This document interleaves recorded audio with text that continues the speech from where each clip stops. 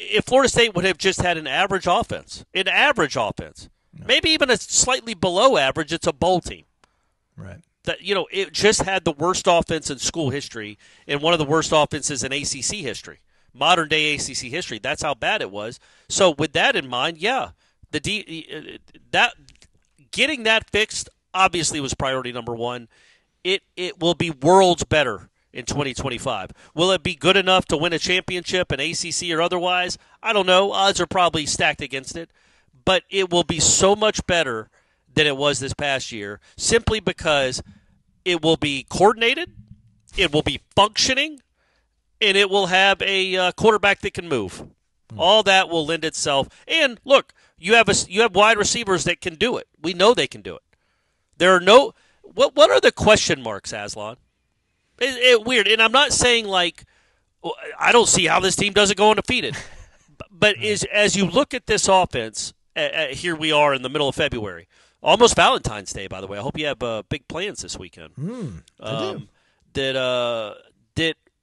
What are, like, the biggest question marks about this offense? Because I feel like it's all kind of established.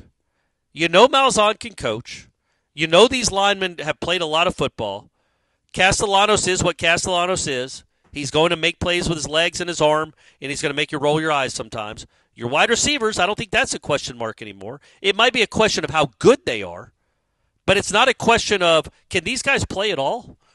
I think, honestly, the biggest question mark as we head into 2025 is probably running back. Yeah. Right? Yeah, they don't have anybody special. No, they don't. Well, we don't know. The freshman might be special. Maybe Keziah is unleashed. But, no, you're right. They don't. But we don't know how good any of them are. I think we have a pretty good idea that the tight ends have some players. The wide receivers are good college football players. They've proven that. At least those two, the two main ones. The offensive line. Deuce and Squirrel, is that who you're saying? Deuce and Squirrel, yeah. So I think the biggest question mark, honestly, is just getting it all to come together and work together. Because you have a lot of moving parts that haven't been here before. But position by position, player by player on the roster, I don't feel like there's a lot of question marks. Like, how good is this guy? I feel like we know kind of what all of them are, or what we think they are, except for running back. Which is a good thing, right? Yeah, in this day and age, especially with this coaching staff and their just ability seemingly to take anybody and make them into a 1,000-yard rusher. Yeah. The one thing I would say, though, is, listen, there's no doubt Herb Hand is a more accomplished, I don't want to say he's more accomplished offensive line coach than Alex Atkins is.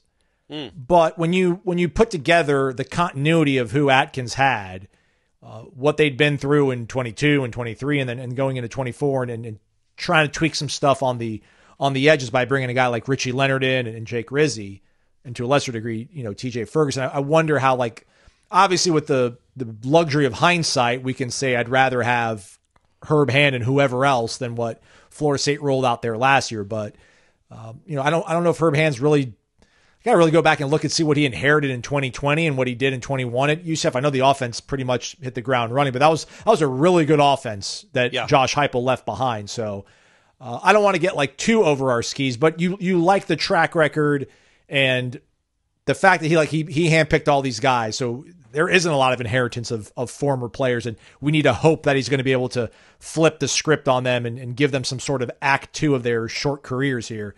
Like, he looked at tape on all these guys, spoke to the guys that he knows, and these are the 5 guys that he kind of pencils in as his starters. But still some trepidation there because we felt so. That was probably to almost turn this question. Sorry to interrupt you, Corey, but I feel like last year going to the season, that was what we felt the most confident about. It's like, this offensive line, like, they're bringing everybody back. They got some more help in the portal. They'll be great.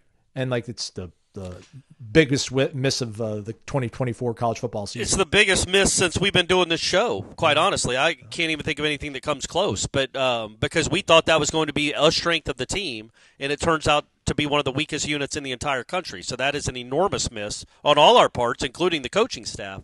I think that Herb Hand's history, his resume, and the fact that these guys' resumes, that they're coming, a couple of them, 3 of them, 2 of them started in the SEC for multi-years. Another guy started at Wake for multiple years. And then the other guy played for Herb Hand. So my biggest question mark, I don't expect them to be dominant. I don't even know if you saw them say that they're going to be good. I think Herb Hand, with these guys and all this experience, will find himself a serviceable, at worst, adequate, serviceable offensive line. An adequate, serviceable offensive line to go along with a running threat at quarterback in some big targets at wide receiver and tight end should lend itself to double the points at least this year. With Malzahn and Herb Hand, I just have confidence in their track record together and the fact that they're bringing in guys that can play right away. I don't know. The biggest question mark with the offensive line to me is it just the cohesion, how they work together, how they work with him. Will the young guys push at all and try to get on the field? Those are all questions. I mean, you throw Richie Leonard in with those four other guys, again, you're talking about the average age is probably 23. With each guy averaging probably 25 to 30 starts in their career. Like this is it's going to be one of the most experienced lines in the country. Then again, so was last year's. Yeah. And that meant nothing at all. So that's when it comes to the offense, honestly, it's just how those guys work in cohesion together. Because, again, I don't think you have any Walter Joneses in there. You might not have a single NFL lineman in there. Herb Hand and Gus Malzahn will make something out of it. I think the ceiling isn't as high, but the floor has been raised. The ceiling isn't like sky high, but the floor has been raised considerably. And I like what you've done at wide receiver. Tight end, I think, is good. I like Castellanos for what you are this year. The fact that he can move around and really is essentially a running back that can throw, just the way he runs the ball. So, the question marks to me are pass rush, linebacker play. Like, honestly, I think there's more question marks on the defensive side of the ball because I just have a little more confidence in what they brought in offensively. Well, in another thing, they had so much farther to go offensively. You know what I mean? Yeah. Like, I have much more confidence that the offense is going to be much more improved just because of it's such a low bar to clear.